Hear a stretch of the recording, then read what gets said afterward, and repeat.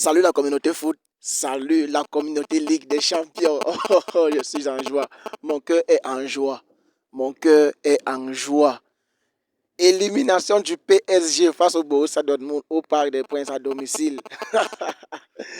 Autant vous dire que j'ai vu le match sur Canal+, chaîne française. Oh là là, le bonheur, le pied. Ça, c'est le pied. Non, attends, je ne sais pas par où commencer. Mais déjà, j'espère que vous allez tous bien et que la santé est au top. Bon, déjà, je suis en plein air libre, donc vous allez m'excuser si le son n'est pas bon et tout. Donc, par où commencer? Je serai un peu en haut, en bas parce que vraiment, j'ai stressé devant le match en mort. On dirait c'est le Barcelone qui jouait.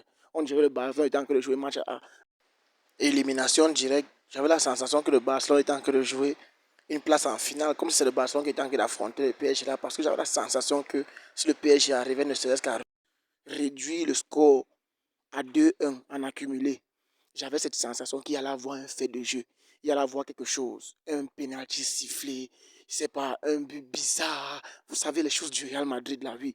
Un but bizarre à la 89e, une main imaginaire même, parce qu'on se rappelle de la 5e journée de la phase de poule, quand le PSG obtient le penalty du 1 but partout, si je ne me trompe pas, contre Newcastle. Nous tous, si on connaît les nouvelles règles du football et de la main sifflée pour pénalty dans la surface, on sait tous qu'il n'y a pas main. On sait tous qu'il n'y a pas main. Lorsque la balle a déjà tapé une autre partie du corps avant de toucher la main, on sait tous que dans cette situation-là, il n'y a pas pénalty. On sait tous qu'il n'y a pas pénalty. Mais, comme c'est le PSG, les Qataris et tout ce qui va avec, on a donné pénalty au Paris Saint-Germain et Mbappé avait égalisé, jubilé, et puis ils sont partis faire match nul contre le Borussia Dortmund, ce même Borussia Dortmund à domicile. C'était à l'extérieur plutôt. Ils ont fait match nul 1-1 à l'extérieur au Borussia Dortmund et ils sont qualifiés. Bon, on connaît le parcours après. Ils ont gagné Newcastle, ils ont gagné la Real Sociedad et puis ils ont gagné Barcelone. Moi, tout ce que j'avais à dire ce soir, c'est que ce soir, il n'y aura pas de carton rouge comme Araujo a fait la dernière fois avec Barcelone et il n'y aura pas de faux penalty comme c'était le cas avec Newcastle, comme c'était le cas contre Newcastle. Le Paris Saint-Germain, s'ils voulaient jouer cette finale, ils allaient mettre le ballon, ils allaient devoir poser le ballon au sol et jouer pour mériter leur qualification. Parce que ce soir, il n'y allait pas avoir un fait de jeu bizarre, un fait de jeu truqué, un truc au hasard. Déjà d'abord qu'ils ont passé le temps à jouer au crossbar challenge, ils ont passé le temps à taper les poteaux, à taper les barres transversales, à taper je ne sais pas trop quoi. Déjà l'action de Vitinha, le premier gros raté, je crois que ça vient de Vitinha. Je crois que ça vient de Vitinha. Il est seul au deuxième poteau. Parce qu'on peut bien parler des ratés de Gonzalo Ramos. Mais il y a un raté que Gonzalo Ramos a fait. Que Dembélé a fait pareil au match aller. Pareil au match aller. Déjà en parlant de Dembélé, on a retrouvé notre bon vieil ami Dembélé. On a retrouvé notre Dembélé avec ses frappes hasardeuses qu'il tire seulement pour tirer. Je ne sais pas pourquoi contre Barcelone, ça trouvait le fond des filets. Je ne comprends toujours pas c'est quoi le phénomène qui s'était passé. Qu'est-ce qu'il avait mangé, qu'est-ce qu'il avait bu, où est-ce qu'il avait dormi, avec qui est-ce qu'il avait dormi pour que ces frappes hasardeuses réussissaient à trouver les lucarnes et les fonds de filet de Marc-André Ter Stegen. Pourtant, là, depuis le match aller, on a retrouvé notre bon vieil ami Dembélé. Qu'est-ce que ces frappes au hasard là, ça passe saluer les supporters. Dembélé, même ce soir, il a encore eu des occasions qu'il a tiré en l'air.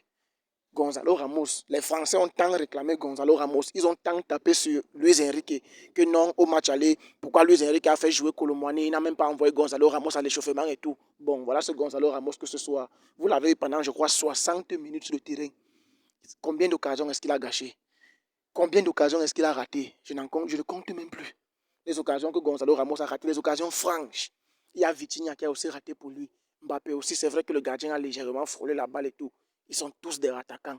Tous, autant qu'ils soient, sont des attaquants. Et après, on va me dire non, Mbappé, Alan, c'est la nouvelle relève Messi Ronaldo, les gars. On a encore 20 ans avant de vivre une telle rivalité. Au moins, on a encore au moins 20 ans. Parce que jamais, au grand jamais, un Ronaldo ne va se cacher dans ce genre de situation.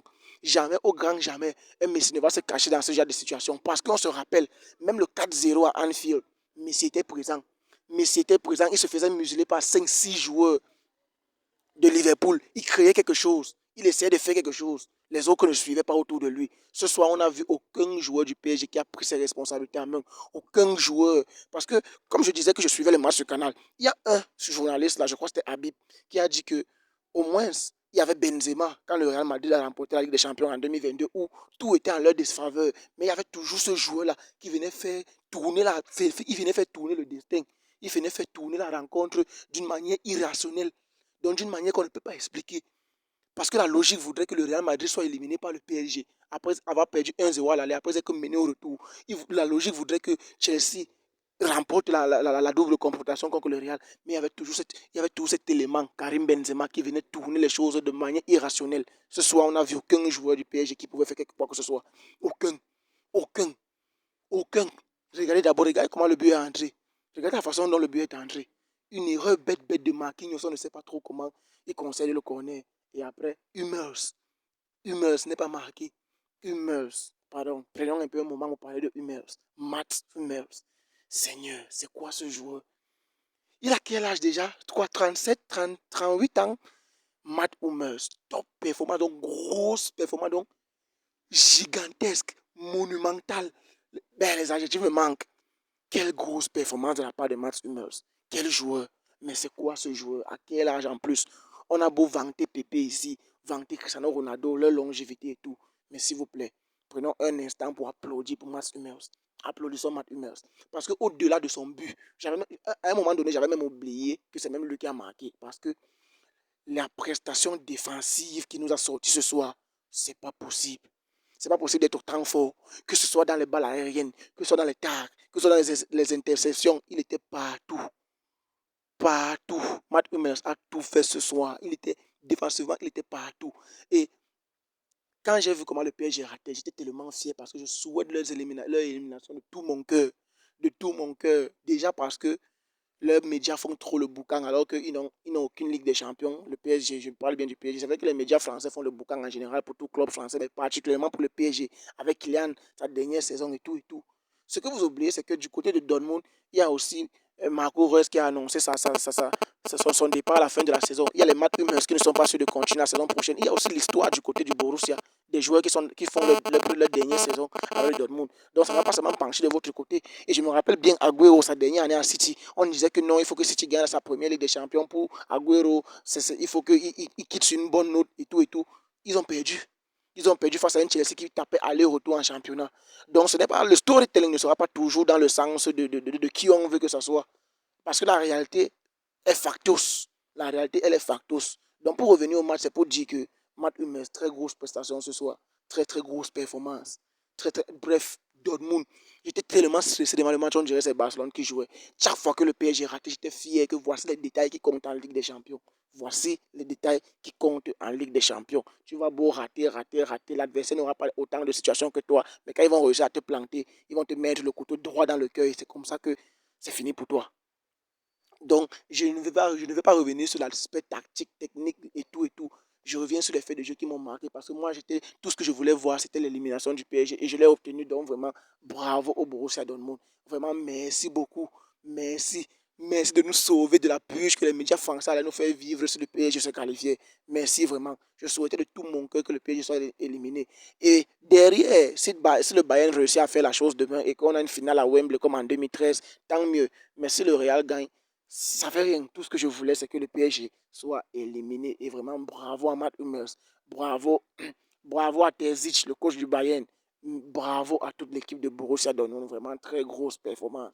Le gardien, ce n'est pas. Je n'enlève rien à la prestation du gardien parce que c'est vrai que le PSG a raté beaucoup. Mais où il a été sollicité, il a répondu présent. Vitinha. C'est vrai que les Parisiens n'ont pas. Il n'y a pas grand-chose à tirer sur la prestation des Parisiens, mais Vitinha, ce mec a une frappe. C'est pas possible. Ce gars a une frappe. Je me rappelle encore de cette frappe qui a tapé le montant, la barre transversale. Oh, ça te vient d'où de tirer à une telle distance. Il réussit à, je ne vais pas dire cadrer, mais il réussit quand même à tirer vers les goals jusqu'à ce que ça ne parte pas dans ça. Parce qu'on voit souvent les Dembélé à 15 mètres des buts, il tire vers les supporters. Lui, il est au moins à 30 mètres. Il réussit au moins à toucher la barre transversale. Ce joueur, il est à féliciter parce qu'il y a les fois où les ballons revenaient sur lui en remise. Je pensais qu'il allait frapper directement puisqu'il a une grosse qualité de frappe, une bonne qualité de frappe. Il réussit quand même à laisser passer le ballon derrière sa jambe d'appui et essayer de décaler sur le côté vers Barcola et tout. Lui, c'est lui qui a fait ce qu'il fallait faire. Il a fait les remplacements, les Barcola sont entrés et tout. Sabitzer, grosse prestation aussi de sa part. Julian Brand, présent. Bref, toute l'équipe de Dortmund a félicité. Full crew. Un attaquant de seconde zone qui ne sera pas qui ne peut pas être titulaire dans une grande équipe, mais dans le Dortmund, avec la blessure de l'Ivoirien, là, son nom m'échappe un peu, et la blessure de Madsen, il arrive à répondre présent et à rendre la confiance que le coach lui donne. Donc, il n'y a rien à rajouter. Je suis tellement content de la prestation de Borussia Dortmund ce soir. Donc, les gars, si vous êtes restés jusqu'ici, merci d'avoir suivi la vidéo. On se capte demain pour le début du Real Madrid contre le Bayern. Continuez de liker, partager. Ça donne de la force et ça fait plaisir.